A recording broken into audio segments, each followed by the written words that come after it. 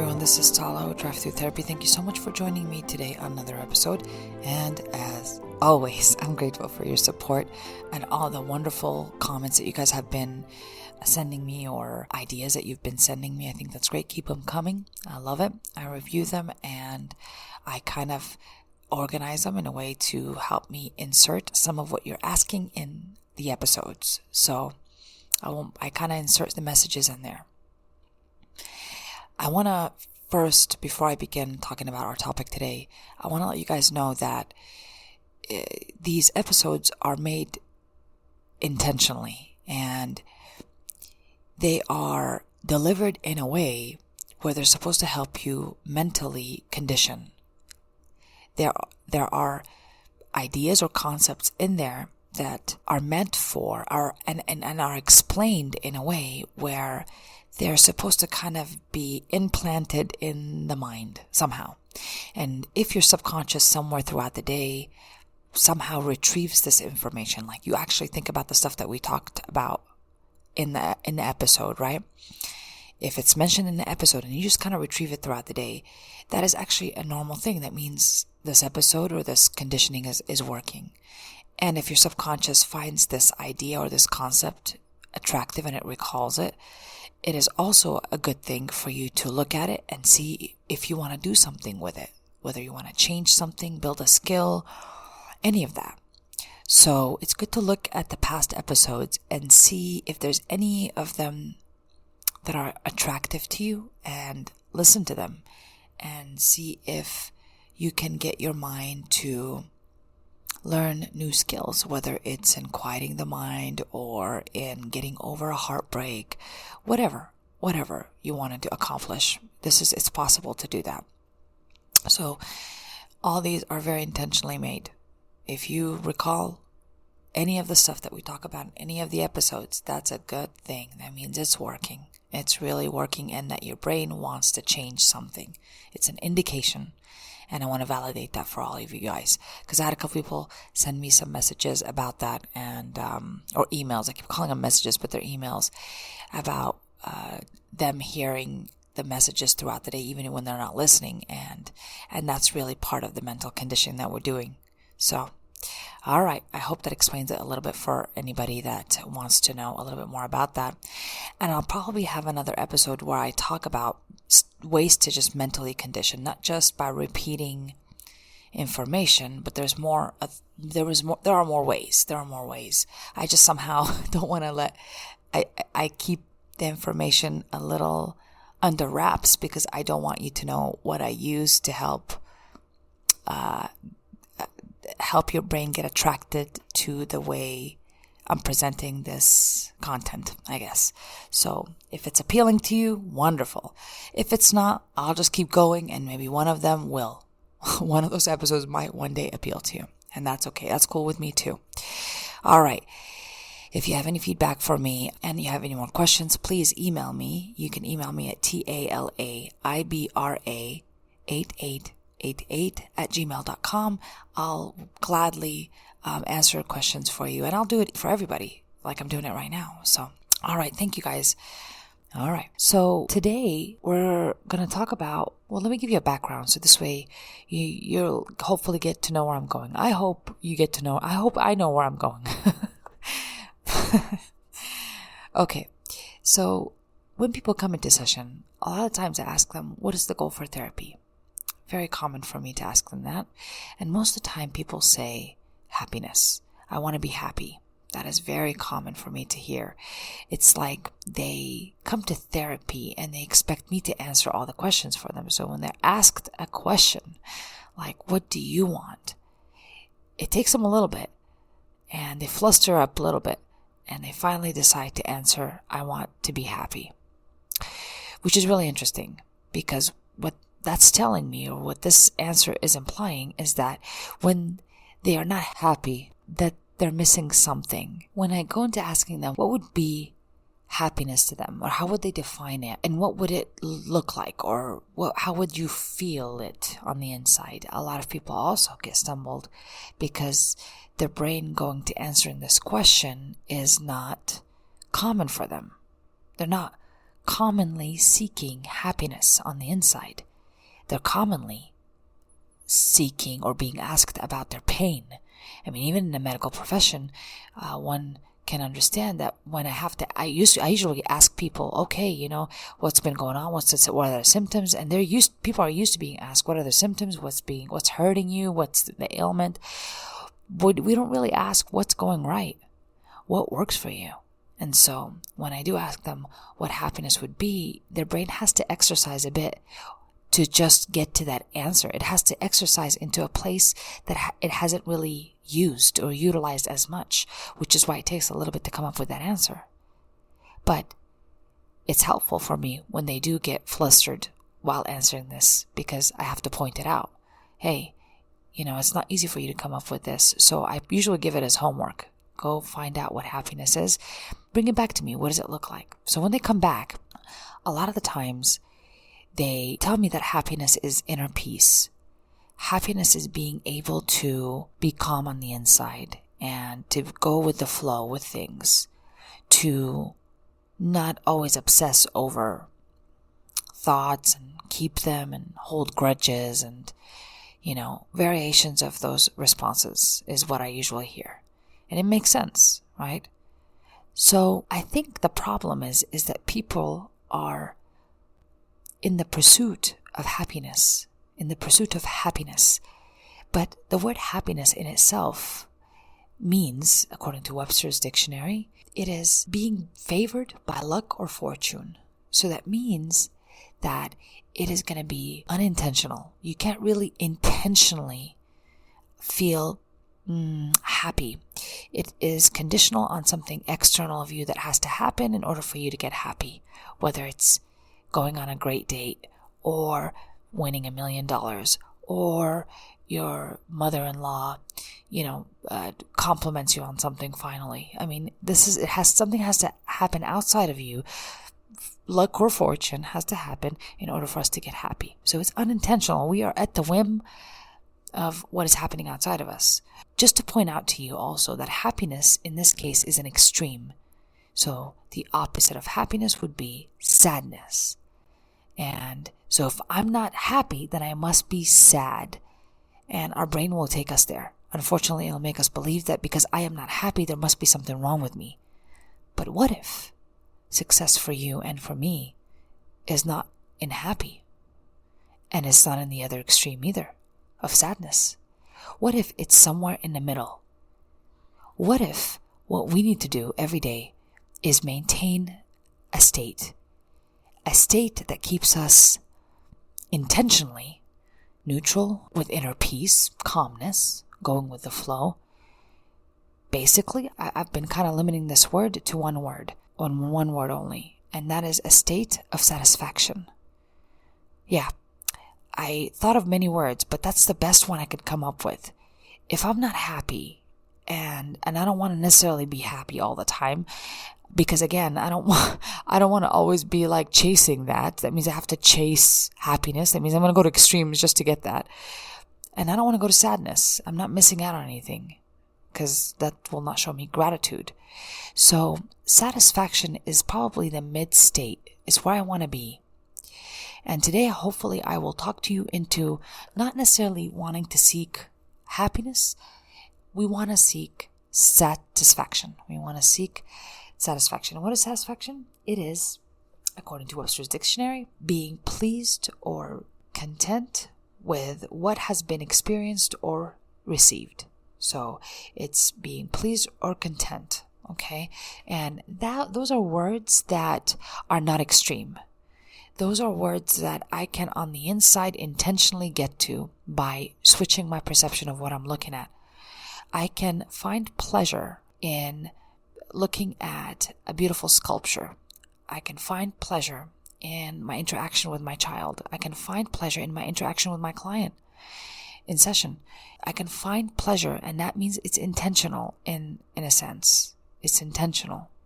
I'm not at the whim of something external in me that has to beautifully happen in order for me to get happy. So I'm going to make all these people perform for me so I can get happy, right? Because that's what I want to be. I hope that makes sense so far and I did not lose you somewhere at the haunted house at Disneyland. I don't know if that ride is still there, but that's one ride I do remember. It was pretty cool. Anyways, all right. You might be asking yourself, so what do I mean by satisfaction? Why would satisfaction be what I want to seek every day? What I want to learn how to do is stay in a state of satisfaction. Why would that be so much more exciting than happiness? Well, we'll talk about it. I'm going to tell you today how to stay in a state of satisfaction. And it is very much an intentional state. And it's done with intention. I'm aware. I'm self-aware. So we'll give a little bit of strategies for you or things to keep in mind about your thought process that will help you maintain a state of satisfaction more consistently. And the more you work on it, the more you practice this, the more you interrupt negative thinking patterns, the better you get at it and the more likely that you will maintain the state of satisfaction a lot more often than your state of dissatisfaction for that matter. Okay? So we like satisfaction. It's not extreme. It's attainable and accessible for us as human beings. It is neutral. It is a lot of fun. The first suggestion I'm going to suggest for you to try to do is to interrupt patterns of thinking that involve that something is missing in your life, like something is going wrong. And we often have this obsessive thinking that, or we've been having this conditioning since early on, that there's something wrong in a situation that is all good. Like we are trained to find what is missing, what's wrong with something that could be good. And if you are that person, because somebody probably often tells you this back, that I've been told before that I was negative. I've been told before that I can take a good situation and sabotage the hell out of it for myself. Oh yeah, I mean, I can admit to those things. So those are the kind of comments you'd be getting if you were in fact the negative Nancy. Something is wrong in a situation that is completely right. Like there's nothing, it's kind of like my brain is trained to see what is missing or what is not quite as expected even. Not as expected or something that I'm displeased with. So being in a state of satisfaction, I have to interrupt that. I have to realize that is not real, that I have more training that I need to do within myself to look at how many things are in front of me that are going right, that are great, that are fantastic. So that's number one, is being able to train my brain that nothing is lacking.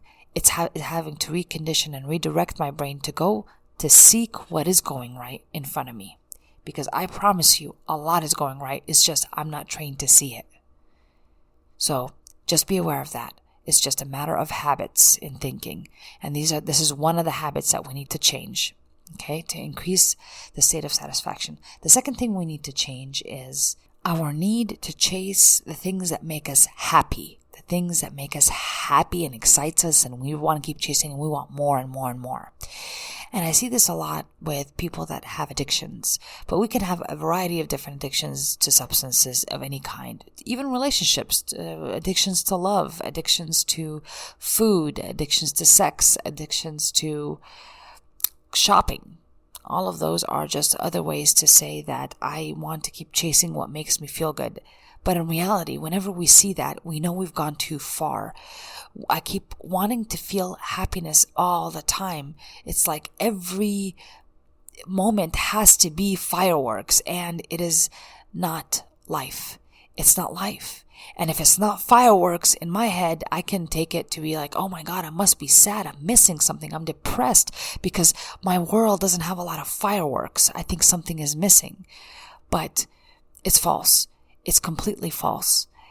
Life in itself, again, does not need to be fireworks or happiness, and I don't need to be chasing that. I don't need to keep chasing that. When I find myself that I can't allow moments to occur in front of me, whether they are expected or unexpected, whether they are pleasurable or unpleasurable, it's like I have to somehow have an opinion about it. I just don't allow it.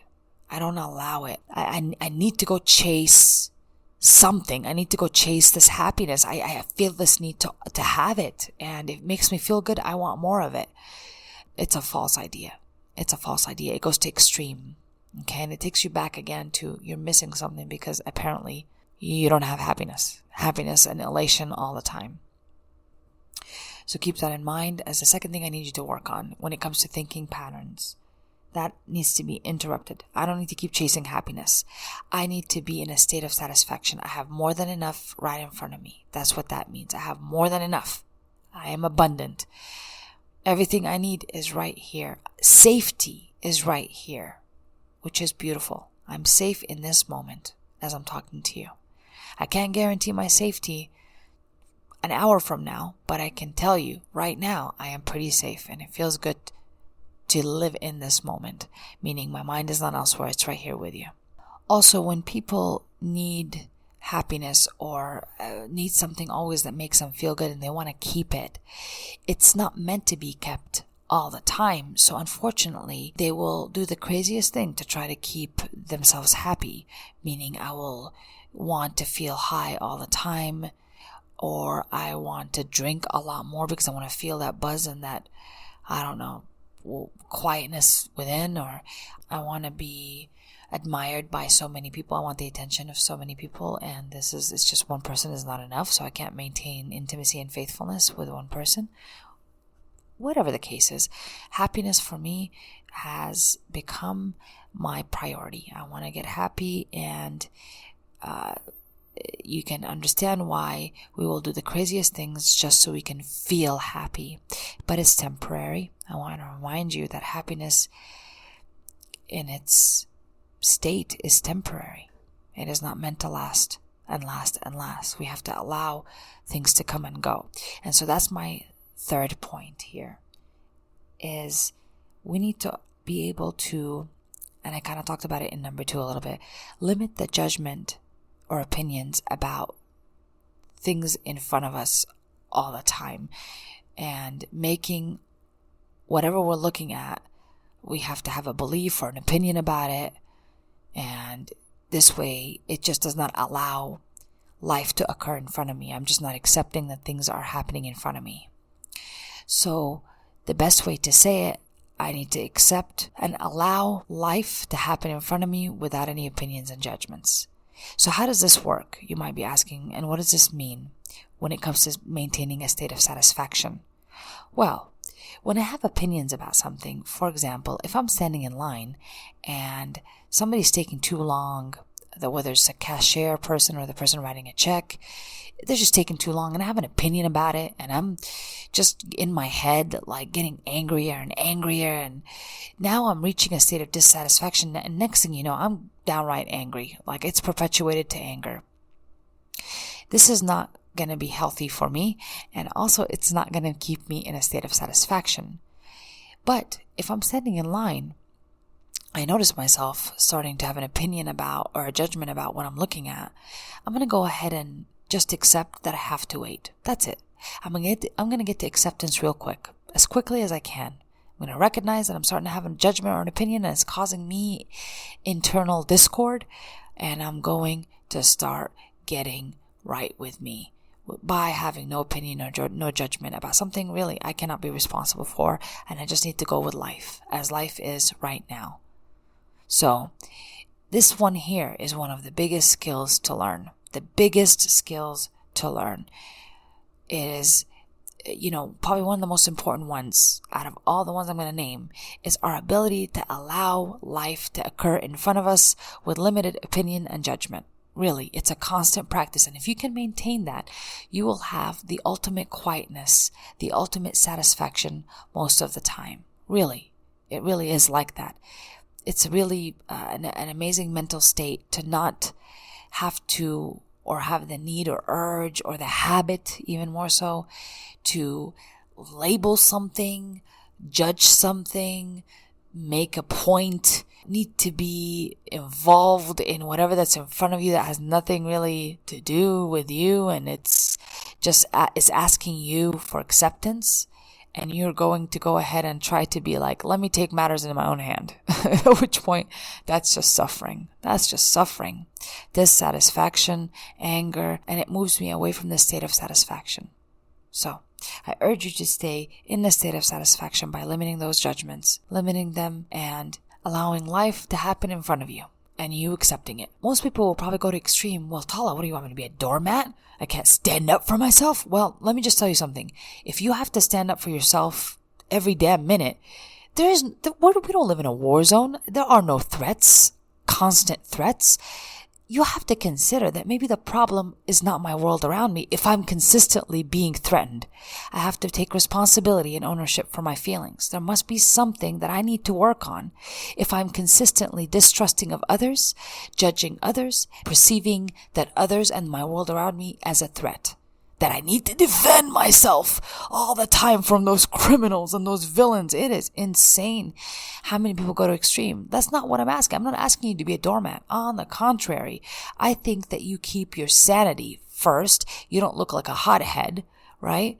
And you look mature and you spiritually grow on the inside when you're able to hold back, to be aware of your own judgments and clean it up. Allow and accept life as it happens in front of you. I don't need to change it.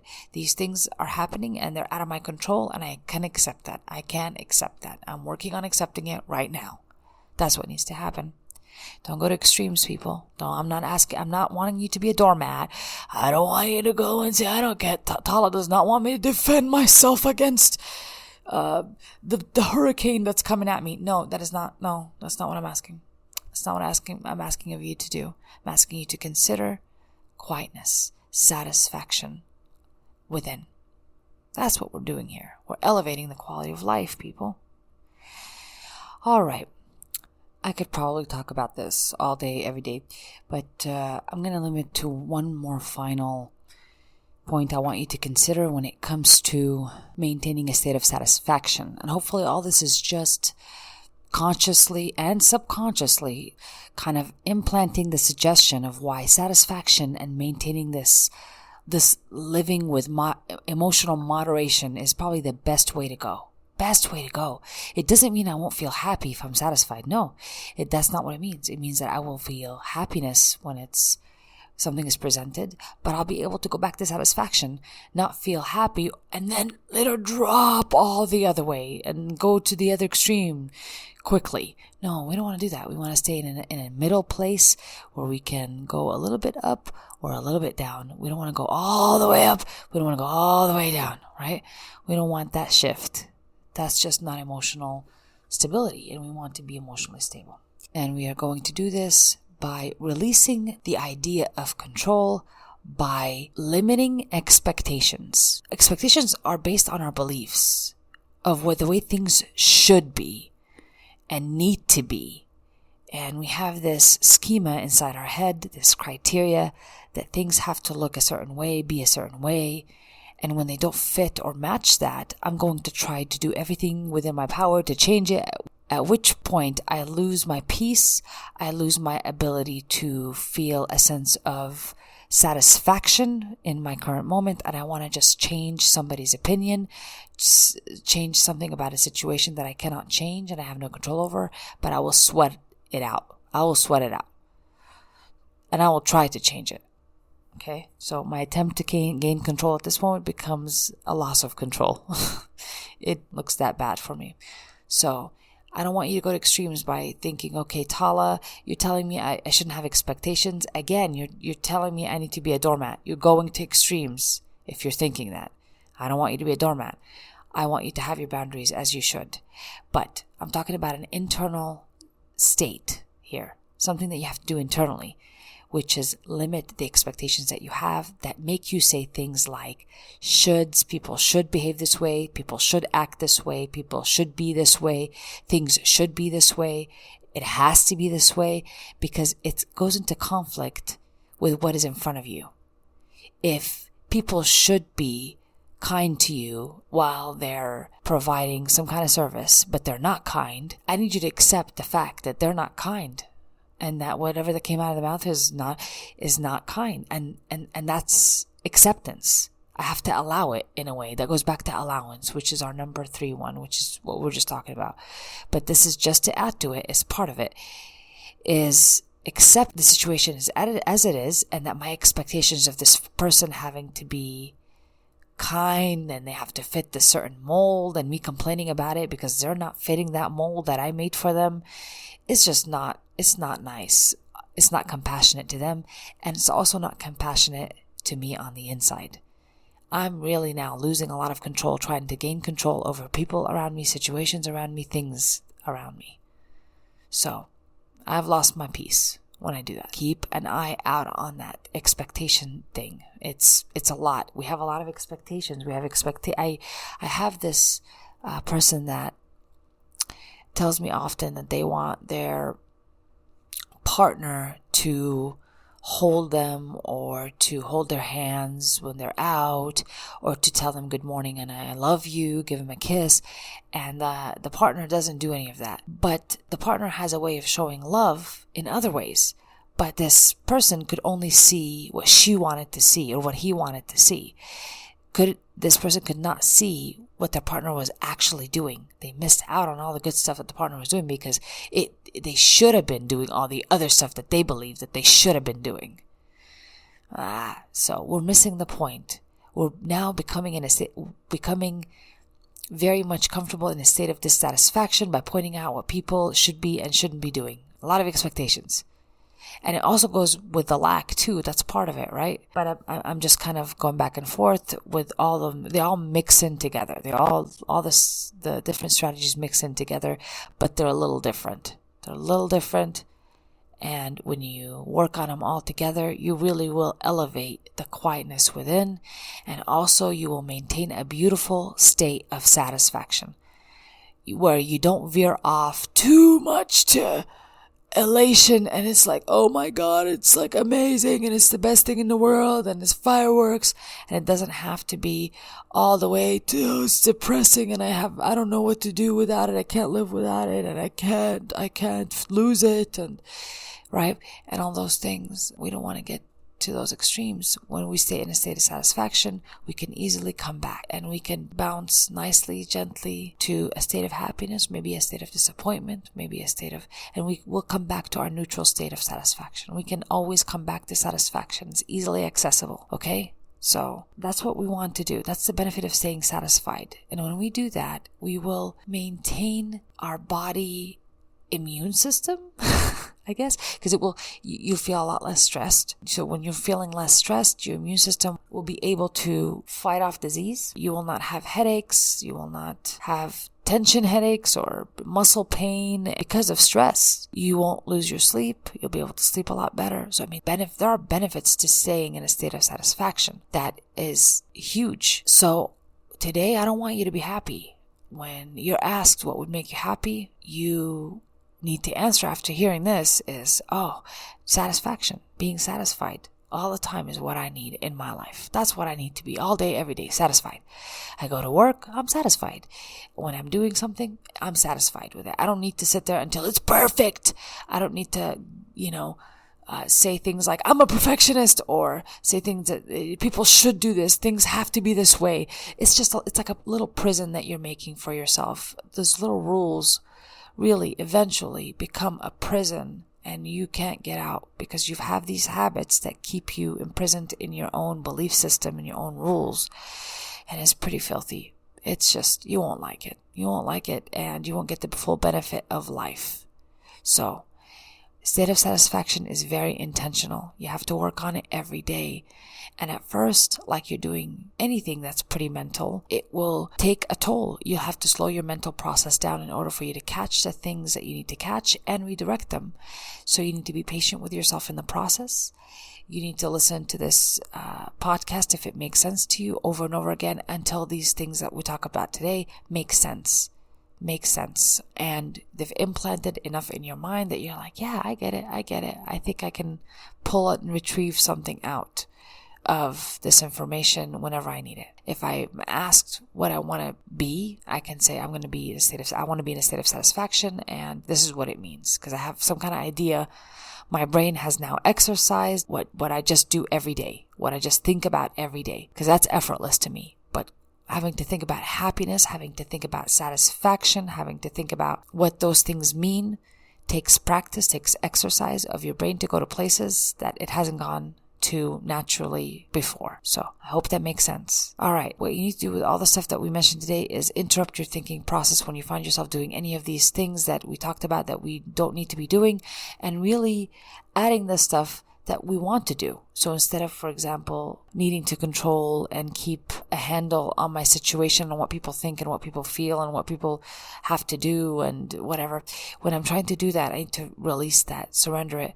I need to be able to not chase happiness. And when I know I'm trying to chase what makes me feel good all the time and I'm becoming addicted to it eventually, I am going the wrong route. I'm going the route that is going to keep me in a state of discontent and dissatisfaction. Displeasure. So we don't need none of that. We need to go back to satisfaction. So I hope that makes sense today and that I didn't, veer off into the sunset where you can't find me. I hope you're enjoying also your summer vacation. It's pretty exciting out there that people in the summertime go and get their vacation on. I love to hear where you guys went to vacation. I like that. I get ideas too about that. And is it really a vacation when you do go to a vacation? When you go on a vacation, is it really a vacation? Or our mind is still running and obsessing and spinning off its axis? I don't know. I want to hear from you. So please feel free to email me at talaibra8888@gmail.com. I'm sending you guys a lot of light, inner peace, love. You have been gently guided by this episode of Drive-Thru Therapy.